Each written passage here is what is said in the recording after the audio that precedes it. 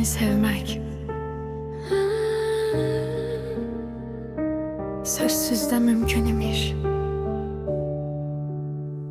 Bir baxışın kifayət idi mənə, danışmadan hər şey deyirdin. Sükutun belə istilik verirdi, yaxın idin ama hiss etdirmirdin. Zaman yavaş axırdı yanımda, dünyada yanırdı seninle. Her şey sade, her şey həqiqi, ürəyim rahat idi seninle. Bəzən sevgi sessiz olar, nə söz istəyər, nə səs.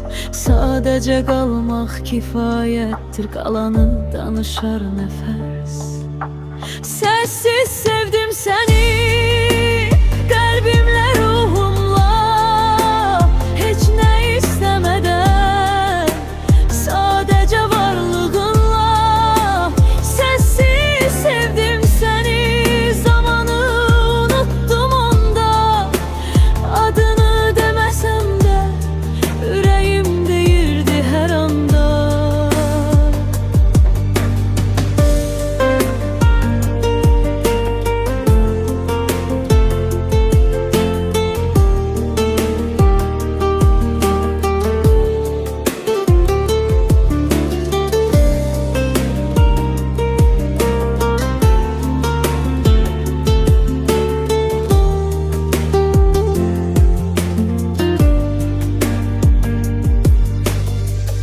Ellerin elimdeydi bir vaxt, sanki dünya kiçilirdi.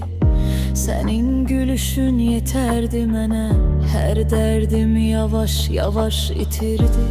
İndi xatirələr danışır, sözlərə ehtiyac qalmayıb. Sevgi bitməyib əslində, sadəcə səssizcə qalıb. Əgər bir gün yenə rastlaşsam, heç nə demərəm bəlkə də, bir baxış hər şeyi deyər, qalanı qalar ürəyimdə. Səssiz sevdim səni, hələ də eyni cür. Zaman dəyişsə belə, bu hiss dəyişmir, durur. Səssiz sevdim səni, bu mənim həqiqətimdir. Sözsüz sevgidə var axı, bu mahnı onun səsidir.